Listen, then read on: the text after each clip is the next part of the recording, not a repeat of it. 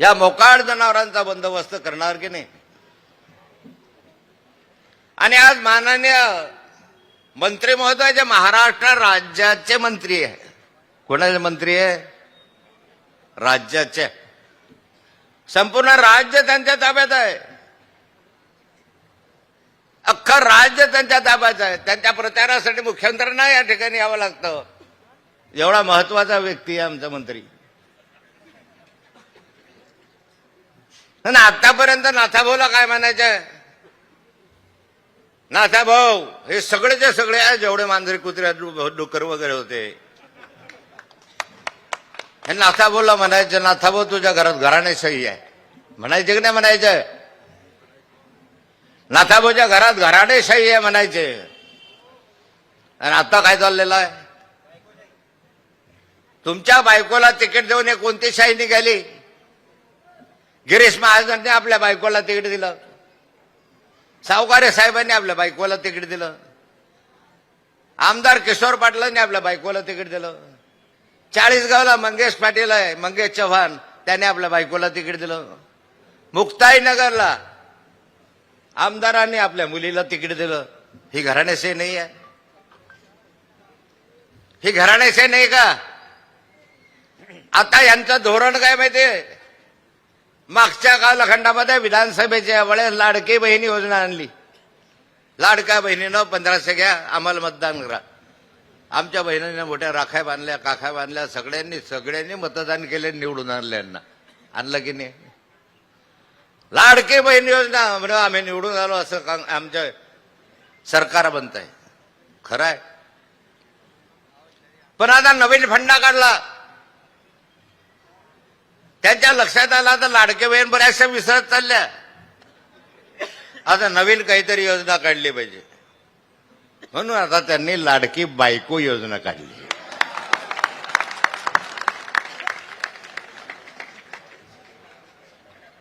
माझी लाडाची लाडकी बायको योजना काढल्यामुळे घराणेशाही नाही का? तुम्ही नाथाभाऊवर टीका टिप्पणी करत होता, तुम्हाला अधिकार काय? संतोष भाऊने सांगितलं, ज्यांना मी या ठिकाणी मोठं केलं तेच माझ्या उरावर बसले. खरंय संतोष भाऊ, डोक्यावर उरावर नाही म्हटलं त्यांनी, डोक्यावर नाचायला लागलं. तसं नाथाभाऊचं झालं. अरे यांना मी आणलं ना मंत्रिमंडळामध्ये येत आले. अनेक कार्यकर्ते जे या ठिकाणी मंत्रिमंडळात होते, केव्हा आपले कार्यकर्ते म्हणून आले, त्यांना मी तयार केलंय भुसावळ शहरामध्ये. अनेक कार्यकर्ते जे नाथाभाऊंनी घडवलंय आणि नाथाभाऊच्या डोक्यावर नाचायला लागले. अरे थोडीशी लाज बाळगा, थोडेसे शरम बाळगा घ्या. नाथाभाऊन तुम्हाला एवढं मोठं केलं आणि त्याच्या प्रतिमेला तुम्ही जोडे मारतात. नाथाभाऊच्या प्रतिमेला जोडे मारतात आणि आता म्हणता नाथाभाऊ माझ्या वार्डात येऊ नका बरं. तुम्हाला शरम नाही वाटले जोडे मारताना? नाथाभाऊ कुठे, तुम्ही कुठे? ह्या गल्लीतले जे मोकाट सुटलेले त्याच्यामधले एक तुम्ही. काय लायकी यांचे? ह्यांनी नाथाभाऊच्या प्रतिमेला जोडे नाही मारले, यांनी समाजाला जोडे मारले. हा सारा समाज जो बसलेला त्या समाजाला जोडे मारले. 40 वर्षाचं आयुष्य आहे माझं राजकारणामधलं, 45 वर्ष. 45 वर्षात हे उद्योग केल्याने विकासाची दृष्टी ठेवली. म्हणून या भुसावळ शहराच्या विकासाला प्राधान्य दिलं पाहिजे, हे आमची भूमिका आहे. आज म्हणता आम्ही सरकारमध्ये तुम्हाला पैसे देणार नाही, तुम्हाला निधी देणार नाही. निधी काय तुमची प्रॉपर्टी आहे का की तुम्हाला हिस्सा देणार नाही? निधी या जनतेचा आहे, तिजोरीमधला. तुम्हाला तो द्यावाच लागणार आहे. पर हेड प्रत्येक व्यक्तीच्या मागे केंद्राचा राज्याचा निधी जो ठरलेला असतो तो तुम्हाला द्यावाच लागणार आहे. फार जास्तीचा निधी नाही देणार. आम्ही आणू आमच्या कंपनीकडून, पण निधी देणार नाही. हा तुमच्या अन्यायाने होणार की मला मत द्या तर तुम्हाला पैसे देऊ, नाही दिलं तर नाही देणार. हे माझ्यावर सही जर आत्ता ज्यांची आहे तर पुढे काय करतील? निधीसाठी अडवतील. आज साऱ्या गोष्टींसाठी अडवणूक चाललेली आहे. साऱ्या गोष्टींसाठी राज्यातलं चित्र तुम्ही पाहतात. आणि मग अशा रीतीने जर चाललंय, आज राज्य कुठं चाललंय? या साऱ्या शहराच्या विकासाच्या गोष्टी आहे, पण सर्वसामान्य माणसाची स्थिती काय आहे, काय भोगतात तुम्ही, लक्षात येत नाही तुमच्या. आमच्याही लक्षात आलं नाही हळूहळू. आम्ही ज्यावेळेस आकडे पाहतो की 10 वर्षाची गॅसची हंडी किती किमतीमध्ये होती, 10 वर्षानंतर काय भाव झाले, डोळे पांढरवायची वेळ येते.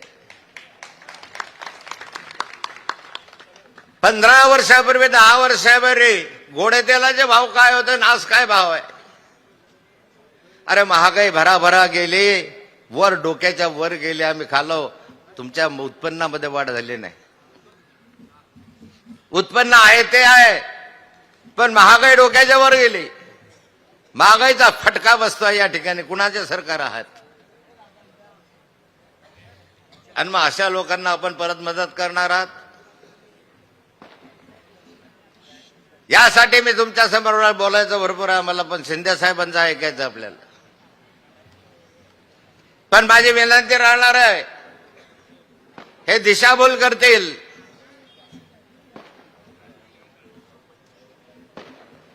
वेगवेगळ्या अफवा पसरवतील. उद्या म्हणतील संतोष भाऊ नाथाभाऊ कसा एकत्र आला तुमच्यामुळे एकत्र यावं लागलं. एका पक्षाखाली आहोत. ज्या एका पक्षात झाले ते एकत्र यायची टीका का करतात तुम्ही? तुम्हाला काय अधिकार आहे?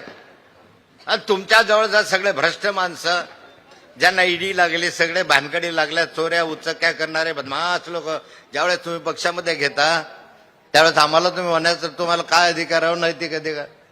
तुमच्याकडे किती चांगले चांगले माणसं आहे, विखे पाटलांसारखे, अजितदादांसारखे, भुजबळ साहेबांसारखे. किती नावं सांगू तुम्हाला? तुमच्या मंत्रिला खुर्चीला खर्चू लावून बसतात, त्याच्यावर ईडी लागली, ज्याच्यावर सीबीआय लागला. किती लोक आहे मंत्रिमंडळात? 90% लोक तर बाहेरच्या आहे. यांचे आहे कोण? आणि ज्यांच्यावर आक्षेप आहे, ज्यांच्यावर आरोप आहे, मोठे मोठे करोडो रुपये, 70,000 कोटी रुपयाचा घोटाळा ज्या अजितदादा पवारांनी केला, ते यांच्या शेजारी जाऊन बसले. स्वच्छ झाले, स्वच्छ. Washing machine. नाथाभाऊ जर तिकडे गेला असता, स्वच्छ होऊन बाहेर आला असता.